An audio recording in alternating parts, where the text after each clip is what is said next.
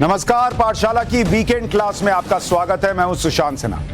आज आपको पाठशाला के उन चैप्टर्स का रिवीजन करवाने वाला हूं जिनकी चर्चा आपके परिवार में, आपके व्हाट्सएप ग्रुप में, आपके सोशल मीडिया पर हो रही है। हो सकता है आपसे मिस हो गया हो ये चैप्टर, तो आपके पास पाठशाला की वीकेंड क्लास में अटेंडेंस लगाने का मौका है।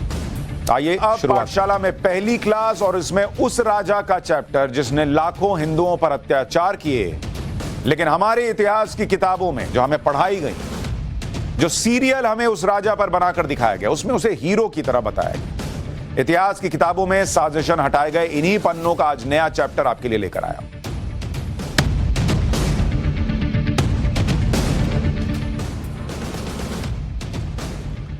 जब भी भारत के इतिहास की बात होती है तो बात मुगलों से शुरू होती है और मुगलों पर ही खत्म हो जाती है। मैंने आपको कहा ना, मुगल हमारे दिमाग में कूट कूट के भर दिए गए। मुगलों से पहले और मुगलों के बाद जैसे कुछ इस देश में हुआ ही नहीं, ऐसा लगता है। और मैं चैलेंज करता हूं, आप सड़क पे निकलिए, पूछिए, जहांगीर का नाम सुने? हाँ सुने। शाहजहां का नाम सुने? हाँ सुने। अकबर का सुने? हाँ सुने। औरंगजेब का सुने? हाँ सुने। लेकिन आप पूछ लीजिए, लचित बोरफुकन का नाम सुने? ना ना नहीं सुने। चोल राजाओं का नाम सुने? ना ना ना नहीं सुने। ये कौन है? इसीलिए मैंने पाठशाला में कई बार आपको उन गुमनाम लोगों के बारे में बताया जिन्होंने वो काम किए जो मुगल कभी सोच भी नहीं सकते थे, करना तो दूर की बात। लेकिन इन लोगों को कभी इतिहास में मुगलों जैसा दर्जा दिया ही नहीं गया, क्योंकि हमें तो यही बताया जाता है कि बाबर भारत में बारूद लेकर आया था, उसने भारत का परिचय तोप से कराया। इतिहास की किताबों में अकबर को महान बताया गया, पढ़ाया गया कि अकबर ने धर्मनिरपेक्ष तरीके से शासन किया। शाहजहां के बारे में पढ़ाया गया कि वो कला प्रेमी था। बताओ, प्यार की सबसे अमर निशानी ताजमहल का निर्माण करा दिया। बच्चे स्कूल से जाते हैं, टोटी पकड़ के फोटो खिंचाते हैं, मतलब दिखते हुए कि टोटी पकड़ ली। इतिहास की किताबों में जहांगीर के बारे में बताया गया कि वो बहुत न्यायप्रिय था।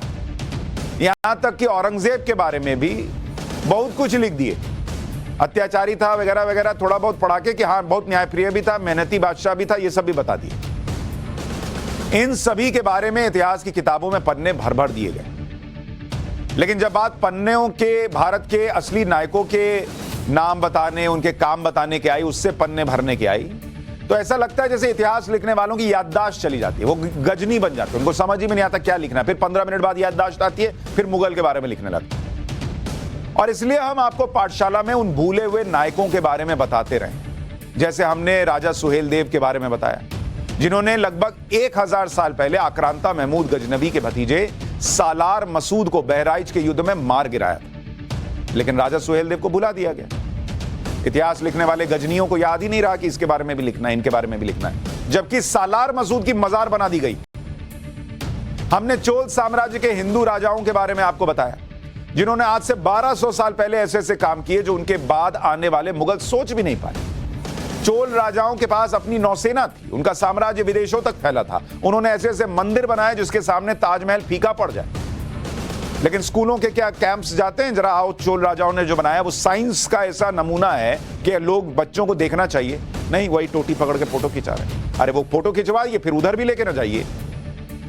कल ही मैंने आपको लचित बोरफुकन के बारे में बताया, जो असम के अहोम साम्राज्य के सेनापति थे और जिन्होंने औरंगजेब की सेना को असम से भगाया था। गुवाहाटी के पास सरायघाट में औरंगजेब की मुगल सेना को बुरी तरह से हराया।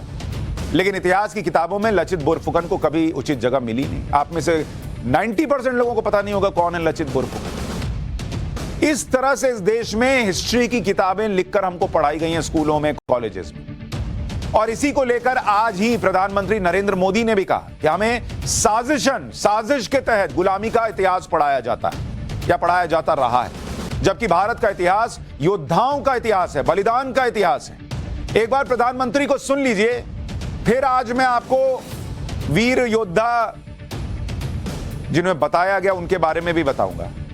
लेकिन आज पीएम वीर योद्धा लचित बोरफुकन की 400वीं जयंती के कार्यक्रम में शामिल हुए और जो उन्होंने बोला वो सुनिए। उसके बाद इतिहास का एक और चैप्टर आज खोलूंगा जिसमें एक ऐसे राजा के बारे में बताऊंगा जिसे इतिहास की किताबों में महान तो बताया गया, लेकिन उसके जो काले कारनामे थे वो पन्ने फाड़ कर जेब में लोगों ने रख दिए। वो पन्ने मैं निकाल कर आज आपको दिखाऊंगा, लेकिन पहले पीएम को सुनिए। इतिहास सिर्फ गुलामी का इतिहास नहीं है। भारत का इतिहास योद्धाओं का इतिहास है, विजय का इतिहास है। भारत का इतिहास अत्याचारियों के विरुद्ध अभूतपूर्व शौर्य और पराक्रम दिखाने का इतिहास है। भारत का इतिहास जय का है, भारत का इतिहास जंग का है, भारत का इतिहास त्याग का है, तप का है, भारत का इतिहास वीरता का है, बलिदान का है, महान परंपरा का है। लेकिन दुर्भाग्य से हमें आजादी के बाद भी वही इतिहास पढ़ाया जाता रहा जो गुलामी के कालखंड में साजिशन रचा गया था।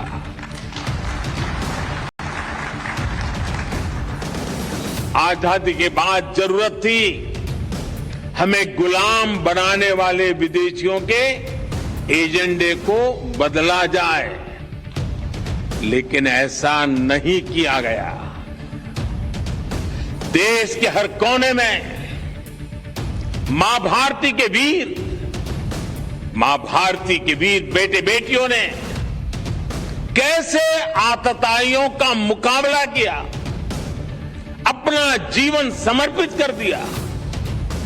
इस इतिहास को जानबूझ करके दबा दिया गया।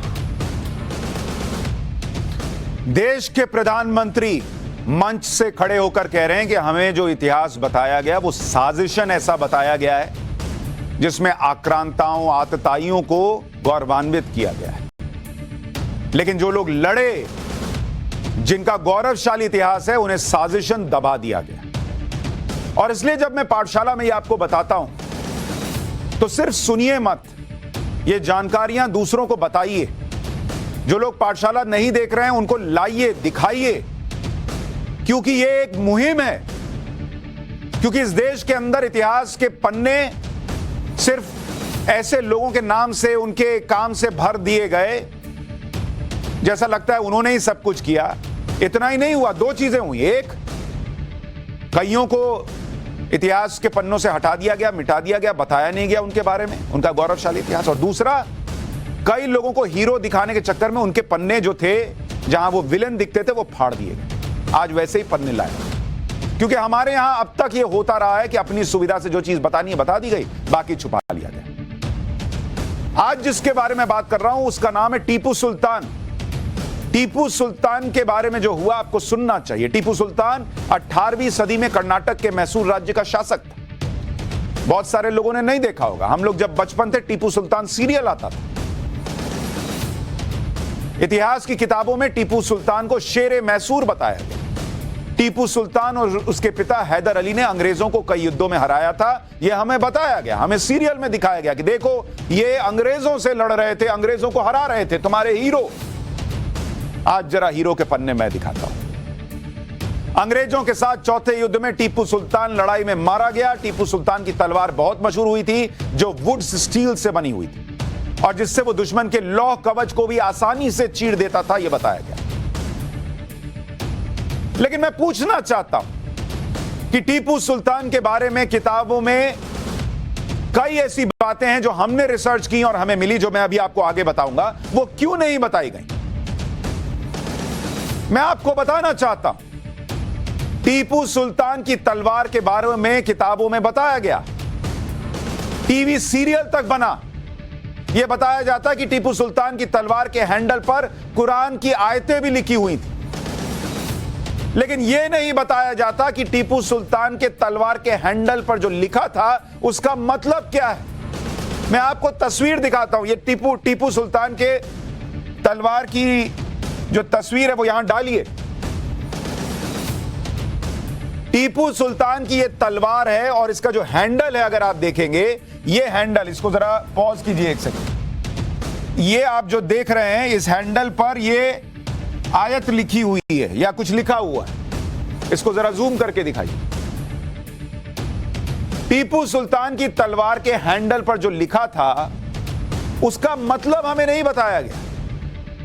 जबरदस्त तलवार थी, कवच तोड़कर घुस जाती थी, यह बताया। लेकिन हैंडल पर क्या लिखा था आपको पता है?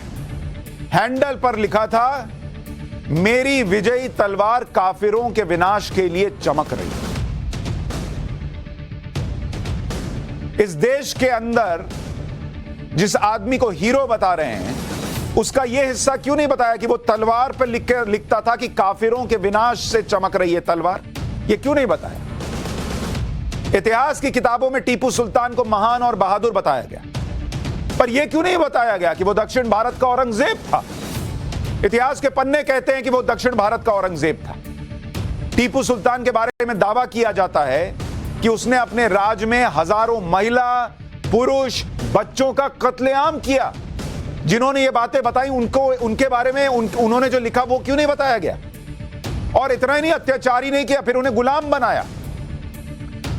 टीपू सुल्तान ने सैकड़ों हिंदू मंदिरों को ध्वस्त किया और मैंगलोर, कुर्ग, कोयंबटूर, केरल जैसी जगहों पर हजारों लोगों का धर्मांतरण किया, यह दावा किया जाता है। यह क्यों नहीं पढ़ाया गया हमें? सीरियल में क्यों नहीं दिखाया? टीपू सुल्तान ने न सिर्फ हिंदुओं बल्कि ईसाइयों पर भी अत्याचार किए, यह दावा करने वाले इतिहासकारों के पन्ने क्यों नहीं पढ़ाए गए? उसने चर्च नष्ट किए, जलाए, उनका धर्मांतरण किया, यह कहां चला गया? सीरियल बनाने वालों को नजर नहीं आया कि यह भी तो दिख रहा है कहीं कहीं? टीपू सुल्तान का यह क्रूर चेहरा किताबों में नहीं बताया जाता। क्यों? तभी तो प्रधानमंत्री कह रहे हैं कि साजिशन, इतिहास के पन्ने जो पढ़ाए गए हैं उसमें साजिश की बू आती है। टीपू सुल्तान ने 1788 में कर्नाटक के कोडागु यानी तब के कुर्ग पर हमला किया था। टीपू की सेना ने कोडागु में कई कस्बों और गांवों को तबाह कर दिया था। कुशालपुरा, ताल कावेरी और मदिकेरी गांव पूरी तरह से उजाड़ दिए थे। 40,000 हिंदुओं को जबरन मुसलमान बनाया। इन गांवों में 7,000 मुस्लिम परिवारों को बसाया गया था। यह क्यों नहीं बताया? अच्छा नहीं लग रहा था बताते हुए? तो जब यह अच्छा नहीं लग रहा था बताते हुए, तो उसको हीरो बनाकर उसका सीरियल क्या बना के दिखा रहे थे भाई? इसी तरह से टीपू सुल्तान ने कालीकट के मालाबार में भी सेना भेजी थी। मालाबार में 7,000 ब्राह्मणों समेत कई हिंदू परिवार रहते थे। टीपू सुल्तान ने 2,000 ब्राह्मणों का कत्ल करवा दिया, यह दावा किया जाता है। सैकड़ों हिंदुओं का जबरन धर्मांतरण करवाया। कई हिंदुओं ने जंगलों में भागकर अपनी जान बचाई थी। और हमारे यहां लोग सुबह सुबह पूजा पाठ करके टीपू सुल्तान लगाना, जरा देखें सीरियल। क्या बॉस, ये सब नहीं दिखा आपको? हमारी रिसर्च टीम को दिखा, आपको नहीं दिखा?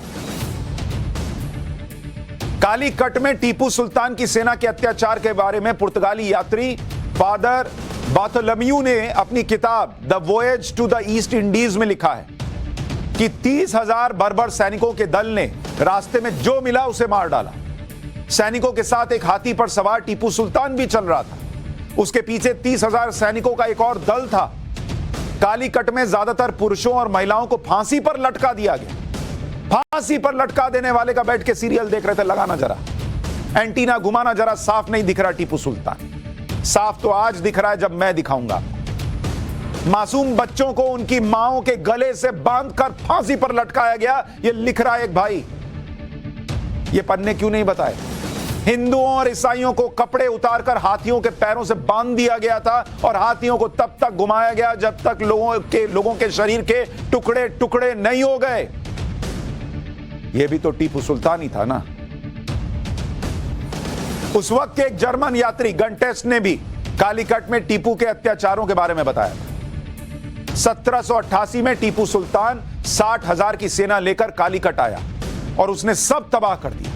जिस तरह के अत्याचार टीपू सुल्तान की सेना ने किए उसके बारे में बताना भी मुश्किल है, भाई लिख रहे हैं जर्मन यात्री उस वक्त। ऐसे ही दक्षिण का औरंगजेब, यह नाम नहीं दिया जाता कई जगहों। 1964 में लाहौर के पाकिस्तान एडमिनिस्ट्रेटिव स्टाफ कॉलेज से लाइफ ऑफ टीपू सुल्तान के नाम से एक किताब प्रकाशित हुई। अच्छा, कई लोग सोच रहे होंगे इन किताबों में लिखा है ये सही है, नहीं है। भाई जो दूसरा पढ़ा वो भी किताबों से ही पढ़ा ना, तो वो वाला सही था और ये नहीं सही था। ये लिखने वाले सब गलत और वो लिखने वाले सब सही। और टीपू सुल्तान ने अपनी चिट्ठियों में क्या लिखा वो भी आगे बताऊंगा। अभी रुकिए, अभी तो वो चिट्ठियां लगाऊंगा। तो जो किताब आपको बता रहा हूं लाइफ ऑफ टीपू सुल्तान। इसमें लिखा है कि टीपू सुल्तान ने मालाबार के इलाके में 1 लाख से ज्यादा हिंदुओं और 70,000 से ज्यादा ईसाइयों को कन्वर्ट किया, उनका जबरन धर्मांतरण किया और गोमांस खाने पर मजबूर किया। ऐसे लोगों के पास अब इस्लाम में रहने के अलावा कोई चारा नहीं रह गया था। बाद में इन्होंने अपने बच्चों को इस्लाम की शिक्षा देना शुरू किया। धर्मांतरण के लिए टीपू की इच्छा सिर्फ मालाबार इलाके तक सीमित नहीं थी, उसने इसे कोयंबटूर तक फैलाया। लाइफ ऑफ टीपू में लिखा है। टीपू सुल्तान के बारे में इतिहासकारों ने तो लिखा ही है। खुद टीपू सुल्तान ने अपने मातहतों को लेटर लिखकर मालाबार में कत्लेआम और धर्मांतरण का जिक्र किया। टीपू सुल्तान ने सईद अब्दुल दुलाई और उसके अधिकारी बदरूज जमा खान को एक चिट्ठी लिखी। उस चिट्ठी में क्या लिखा आपको पता है? टीपू सुल्तान खुद लिख रहा है कि अल्लाह की रहमत से कालीकट में लगभग सभी हिंदुओं को मुसलमान बना दिया गया। केवल कोचीन राज्य की सीमाओं पर कुछ लोग बचे हैं जिनका धर्मांतरण नहीं हुआ है। मैं बहुत जल्दी उनका भी धर्मांतरण कराने के लिए संकल्पित हूं। इस लक्ष्य को हासिल करना मैं जिहाद मानता हूं। आपके 2 पत्र मिले जिसमें आपने 135 हिंदू बंदियों के खतना करवाने के बारे में बताया, जो एकदम सही है। हाल ही में मालाबार में एक शानदार जीत मिली जहां हमने 4 लाख हिंदुओं को इस्लाम कबूल करवाया है। यह टीपू सुल्तान लिख रहा है और उसको बैठकर हीरो की तरह हम टीवी सीरियल में देखते हैं, किताबों में पढ़ते हैं। मैं कहता हूं हीरो है नहीं, ये भी लिखो ना भाई, ये भी दिखाओ ना भाई, और पब्लिक को तय करने दो कि ये भी लिखा मिलता है। अब बताओ हीरो है कि विलन है? जिसको हीरो बनाना होगा वो बनाएगा, जिसको विलन बनाना होगा नहीं बनाएगा। क्या बनाएगा? अपने हिसाब से तय तो करने दो। ये क्यों काट छाट दिया भाई? टीपू सुल्तान ने हिंदू मंदिरों को भी निशाना बनाया, जैसा कि उत्तर भारत में औरंगजेब ने किया था। ब्रिटिश राज में मालाबार के कलेक्टर रहे विलियम लोगन ने 1887 में मालाबार मैनुअल नाम की किताब में उन मंदिरों की लिस्ट दी जिसे केरल में टीपू सुल्तान ने नष्ट किया था। ब्रिटिश इतिहासकार बेंजामिन लेविस राइस के मैसूर गैजेटियर में बताया गया कि जब टीपू सुल्तान की मौत हुई तो इतने बड़े साम्राज्य में सिर्फ 2 हिंदू मंदिर थे जहां नियमित पूजा होती थी।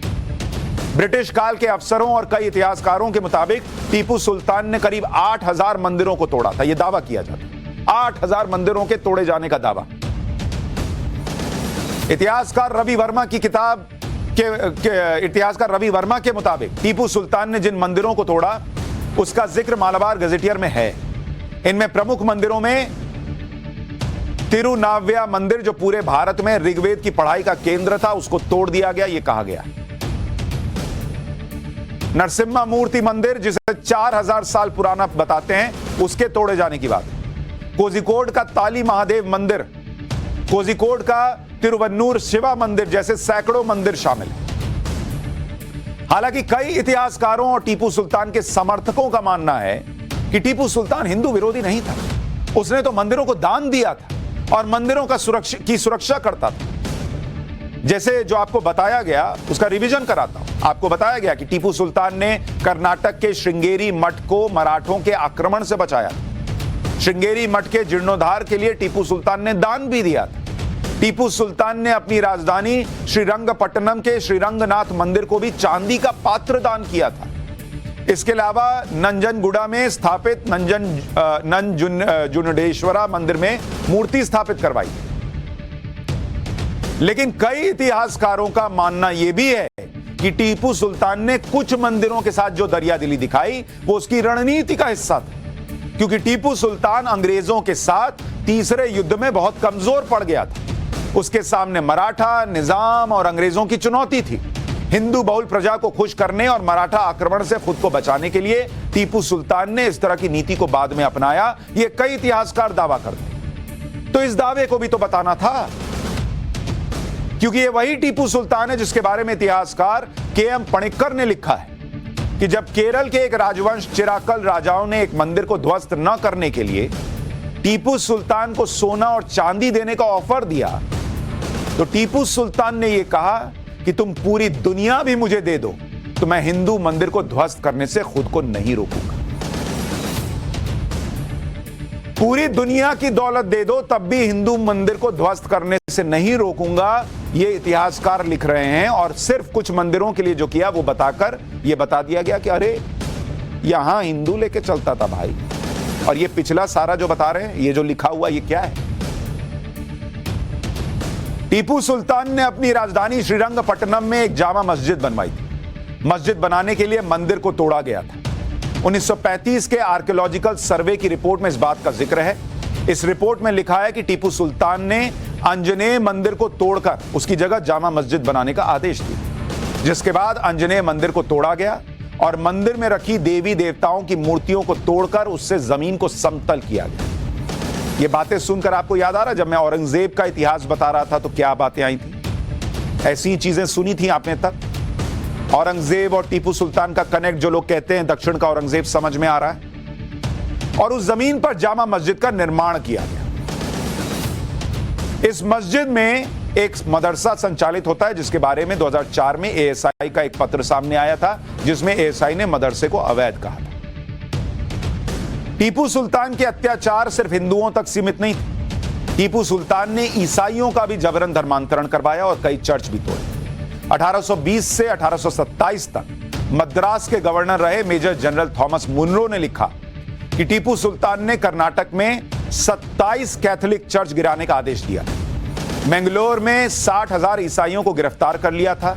इन सभी को मैंगलोर से श्रीरंगपट्टनम ले जाया गया। इस दौरान 20,000 ईसाइयों की मौत हो गई। 30,000 ईसाइयों को जबरन धर्मांतरण से मुस्लिम बनाया था और सैकड़ों की हत्या की थी। श्रीरंगपट्टनम में ईसाई महिलाओं की शादी जबरन मुसलमानों से करवाई गई। इस दौरान जो भी विरोध करता था उसके नाक, कान और होठ काट दिए जाते थे। अगर कोई भागते हुए पकड़ा जाता था तो टीपू के आदेश पर उसके पैर, एक हाथ, नाक और कान को काट दिया जाता था। 1799 में चौथे एंग्लो मैसूर युद्ध में टीपू सुल्तान की मौत के बाद कर्नल विलियम किर्क पैट्रिक को फारसी में टीपू की हैंडराइटिंग में लिखे 2000 से ज्यादा लेटर मिले थे। इन चिट्ठियों में टीपू ने हिंदुओं को काफिर के तौर पर बताया था और अंग्रेजों को ईसाई बताया, जिसके सफाए और फिर धर्मांतरण की जरूरत टीपू ने बताई, जिससे भारत में इस्लामिक राज को स्थापित किया गया। 1782 में राज संभालते ही टीपू ने सबसे पहला काम किया था कि उसने शहरों और कस्बों को का हिंदू नाम बदलकर इस्लामिक नाम रखना शुरू किया। जैसे मैसूर को नजरबाद किया, मैंगलोर को जलालाबाद किया, कोझिकोड को इस्लामाबाद का नाम दे दिया। टीपू ने सरकारी कामकाज की भाषा कन्नड़ और मराठी से फारसी कर दी। टीपू सुल्तान ने इस्लामिक नियमों के हिसाब से कैलेंडर बनाए। वजन और दूरी मापने के पैमाने भी इस्लामिक आधार पर कर दिए गए थे। लेखक एमएच गोपाल ने अपनी किताब Tipu Sultan's Mysore an economic study में लिखा है कि टीपू ने सेना और प्रशासन के अहम पदों पर ज्यादातर मुसलमानों को रखा। मुसलमानों को टैक्स नहीं देना पड़ता था। इस्लाम धर्म अपनाने वालों को टैक्स देने से छूट मिल जाती थी। क्यों नहीं बताया ये सब? इस देश के लाखों करोड़ों हिंदू आराम से उठकर सुबह पूजा पाठ करके इस आदमी का सीरियल देखते हैं। कितने लोग इसकी किताबें पढ़ते हैं, इस किताबों में इसके बारे में पढ़ते हैं। मैं सिर्फ इतना पूछना चाहता हूं कि अगर इस देश में हिस्ट्री सही ढंग से लिखी गई है तो ये बातें जो लिखी गई हैं, जिन इतिहासकारों ने लिखी हैं, टीपू सुल्तान की चिट्ठियों का जो जिक्र है, वो कहां चला गया? सोचिएगा, पूछिएगा। और इसलिए कहता हूं पाठशाला में हिस्ट्री ठीक से पढ़ाने का कार्यक्रम कर रहे हैं। जो छुपाया गया वो भी बता रहे हैं, जो मिटाया गया वो भी ला रहे हैं। इसलिए पढ़िए भी, देखिए भी और दिखाइए भी। पाठशाला में अब सऊदी अरब का चैप्टर, जिसमें आपको बताऊंगा कि सऊदी अरब में लोगों के सर क्यों काटे जा रहे हैं, जिसे देखकर सर तन से जुदा गैंग कांप जाएगा।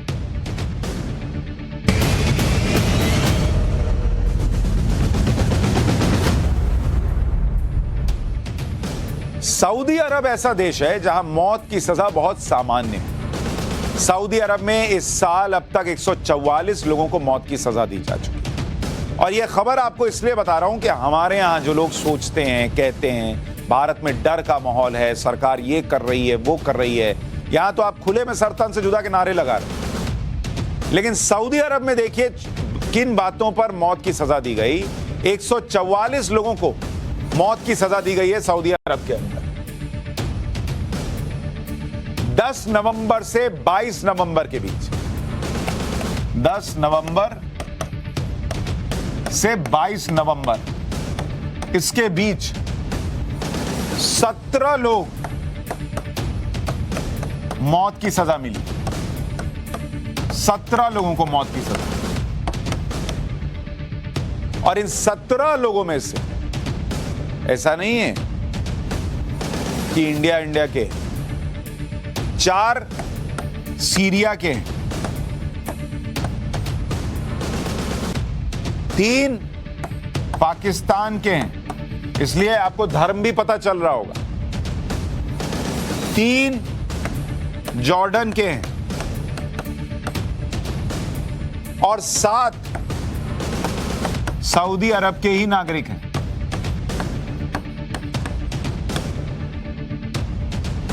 इन लोगों पर ड्रग्स से जुड़े अपराध और प्रतिबंधित चीजों को रखने या बेचने से जुड़े अपराध शामिल। ड्रग्स रखा तो मौत की सजा और गर्दन उड़वा दी। इतना ही नहीं, मार्च के महीने में एक दिन में 81 लोगों को मौत की सजा दी गई। इसकी पूरी कहानी भी आपको बताऊं। इस साल जिन 144 लोगों को मौत की सजा दी गई, उसमें से 47 लोगों पर राजनीतिक साजिश रचने का आरोप था। 56 लोग हत्या के अपराध में शामिल थे। ज्यादातर केस में तलवार से सिर काटकर मौत की सजा दी गई। सिर काट दिए तलवार से, ये नहीं कोर्ट ने कहा फांसी, नहीं, सीधा काट दिए सर। तो हमारे यहां जो लोग कहते हैं यूसीसी नहीं आएगा, हमारे यहां का मुसलमान शरिया में जो लिखा है वो मानेगा, देखिए शरिया कानून से जब देश चलते हैं तो क्या होता है, ये सब भी मानिएगा। गर्दन काट दिए। साल 2021 में 67 और साल 2020 में 27 लोगों को मौत की सजा सुनाई गई थी सऊदी अरब में। सऊदी अरब में शरिया कानून चलता है, वहां नशे से जुड़े अपराध को बहुत गंभीरता से लिया जाता है। इन अपराधों के लिए वहां 0 टॉलरेंस है, 0। वहां इसके लिए मौत की सजा का प्रावधान। सऊदी अरब के कानून के मुताबिक नशीले पदार्थों की तस्करी करने वाले या उसे सऊदी अरब में लाने वालों के लिए मौत की सजा है। दूसरे देश से नशीले पदार्थ की तस्करी करने वाले शख्स के लिए भी मौत की सजा का प्रावधान है। तस्कर से नशीला पदार्थ खरीदने वाले डीलर को भी मौत की सजा हो सकती है। सऊदी अरब के नारकोटिक्स कानून के मुताबिक पहली बार पकड़े जाने वाले और बार-बार पकड़े जाने वाले अपराधियों के लिए अलग-अलग सजा का प्रावधान है। अगर आप पहली बार नशे का कारोबार करते हुए पकड़े गए तो जेल होगी, आपको कोड़े मारे जाने की सजा मिल सकती है। और वो कोड़ा इतना आसान नहीं है बॉस, लगेगा ना मुंह से आवाज भी चली जाती है, इधर से कनेक्शन कट जाता है, इतना दर्द होता है। या फाइनेंशियल फाइन लगता है, जेल, कोड़े, फाइन तीनों झेलने पड़ सकते हैं। अगर कोई बार बार ये अपराध करता है तो सजा बढ़ जाती है और मौत की सजा भी हो सकती है। हालांकि सऊदी अरब में नशा करने वाले के लिए मौत की सजा का प्रावधान नहीं। नशीला पदार्थ या ड्रग्स लेने वाले को 2 साल की सजा हो सकती है या फिर जज जो फैसला सुनाए उसके मुताबिक सजा हो सकती है। अगर कोई विदेशी नागरिक ड्रग्स लेता है तो उसे डिपोर्ट कर दिया जाता है। अगर कोई छात्र नशा करते पकड़ा जाता है तो उससे नरमी बरती जाती है, उसे 3 महीने से ज्यादा की सजा नहीं हो सकती या फिर उसे 50 कोड़े मारे जाने की सजा दी जाती है। ये ड्रग्स है। हमारे यहां इंडिया में जिन लोगों ने सर तन से जुदा कर दिया वो आज भी जेल में ही होंगे। अभी तो केस चल ही रहा होगा, अभी तो चार्जशीट फलाना ढिमकाना चलेगा, वहां काट देते हैं शरिया कानून। सऊदी अरब में ड्रग स्मगलर के खिलाफ लड़ते हुए या उसे पकड़वाते हुए किसी की मौत होती है तो उसे शहीद का दर्जा दिया जाता है। वहां नशे से जुड़ी चीजों को बहुत खराब माना जाता है। सऊदी अरब में एक दिन में 81 कैदियों को मौत के घाट उतार दिया गया और यह तब हुआ जब साल 2018 में सऊदी अरब के प्रिंस मोहम्मद बिन सलमान ने कहा था कि वो देश के जस्टिस सिस्टम को पूरी तरह से बदल रहे हैं और मौत की सजा को सीमित करेंगे। सीमित करने पे इतने लोगों को मार दिया। तब उन्होंने कहा था कि प्रशासन ये देख रहा है कि हत्या जैसे गंभीर अपराध में ही मौत की सजा दी जाए। कई लोगों का मानना है कि सऊदी अरब में आए इस बदलाव के पीछे 2 महीने पहले का केस जुड़ा हुआ है। इस साल अगस्त में सऊदी अरब पुलिस ने रियाद के एक वेयर हाउस से 4.6 करोड़ नशीली गोलियों के साथ 8 लोगों को गिरफ्तार किया। यह अब तक की सबसे बड़ी रेड थी जिसमें 8,000 करोड़ की कीमत की नशीली गोलियां जब्त की। रेड में जो लोग पकड़े गए उसमें से 2 पाकिस्तान और 6 सीरिया के नागरिक थे। इसके बाद 2 महीने में इन लोगों के केस का निपटारा किया गया। कोर्ट ने इन्हें दोषी मानते हुए मौत की सजा सुनाई। इसी साल 12 मार्च सऊदी अरब में एक दिन में 81 लोगों को मौत की सजा दी गई। सऊदी अरब के गृह मंत्रालय ने इन 81 लोगों के नाम भी छापे। सिर्फ मौत की सजा नहीं हुई, इनका नाम छपा। यह बताया गया कि ये लोग मर्डर, आतंकवादी संगठनों से कनेक्शन और अधिकारियों और प्रवासियों को टारगेट करने के आरोप में दोषी साबित हुए। इसके अलावा कुछ ऐसे अपराधी भी थे जिन पर दंगा और अशांति फैलाने, पुलिस कर्मियों की हत्या करने, लैंड माइंस प्लांट करने, हथियारों की स्मगलिंग के आरोप। नाम छाप के बकायदा बताया कि ये किया, देखो काट दिया इनको, मार दिया इनको, ताकि अगली बार कोई ऐसा करे ना तो हाथ कांपे उसके। European Saudi organisation for human rights के मुताबिक सऊदी अरब में एक दिन में कई लोगों को मौत की सजा देने का यह चौथा मामला है। साल 2016 में एक दिन में 47 लोगों को मौत की सजा सुनाई गई थी, एक दिन, जिसमें एक प्रमुख शिया नेता भी शामिल थे। साल 2019 में एक दिन में 37 लोगों को मौत की सजा सुनाई गई। इसमें ज्यादातर अल्पसंख्यक शिया समुदाय से थे। आतंकवाद से जुड़े अपराधों में इन्हें सजा मिली। इससे पहले साल 1980 में मक्का की मस्जिद पर हमले के 63 दोषियों को एक साथ मौत की सजा दी गई। और हमारे यहां निर्भया के रेपिस्ट को भी फांसी पर लटकाने में 8 साल लग जाते। सऊदी अरब में नारकोटिक्स और गंभीर अपराध के अलावा ऐसे कई अपराध हैं जिसमें मौत की सजा का प्रावधान है, जैसे राजद्रोह, सीधा मौत, जासूसी, मौत की सजा, आत्महत्या के लिए उकसाना, मौत की सजा, रेप, गर्दन कट जाएगी, झूठे सबूत पेश करना जिससे किसी बेगुनाह को मौत की सजा हो जाए तो उसमें भी मौत मिलती है, कोर्ट में झूठी शपथ लेना या कोर्ट में पेश होने से बचना, धर्म का न मानना, हिंसक लूटपाट, आतंकवाद, होमोसेक्सुअलिटी, आईएसआईएस से संबंध, इन सारे मामलों में मौत की सजा है वहां पर। और ऐसा हमारे यहां जैसा सालों साल नहीं चलता, सीधा हो जाता है। कमाल की बात यह है कि एक तरफ सऊदी अरब दुनिया की सबसे महंगी और हाईटेक शहर है, नियोम सिटी बन रहा है। यह शहर 170 किलोमीटर लंबाई में बनाया जा रहा है। इसमें पेट्रोल डीजल की कोई कार नहीं होगी। यहां स्कूल, कॉलेज, अस्पताल, मॉल सब कुछ 5 मिनट की दूरी पर होंगे। सोलर एनर्जी से पूरे शहर में बिजली की सप्लाई होगी। और भी बहुत सारी खासियतें हैं इस शहर में। सऊदी अरब इस शहर की पब्लिसिटी के लिए करोड़ों अरबों रुपए सिर्फ विज्ञापन पर खर्च कर रहा है। दुनिया भर के लोगों को इसमें रहने के लिए दावत दे रहा है और दूसरी तरफ वो लोगों को गला काटने वाली सजा दे रहा है। अब ऐसे में कौन लोग इस शहर में शरिया कानून के साए में रहना चाहेंगे, ये बताइए। तो हमारे यहां जिन लोगों को शरिया कानून समझ में आता है वो भी देखें कि भारत में आपको खुद को बेगुनाह साबित करने का कितना मौका मिलता है, भारत में कितनी लिबर्टी है, भारत में आप सरकार को क्या नहीं बोल सकते और वहां क्या हो रहा है।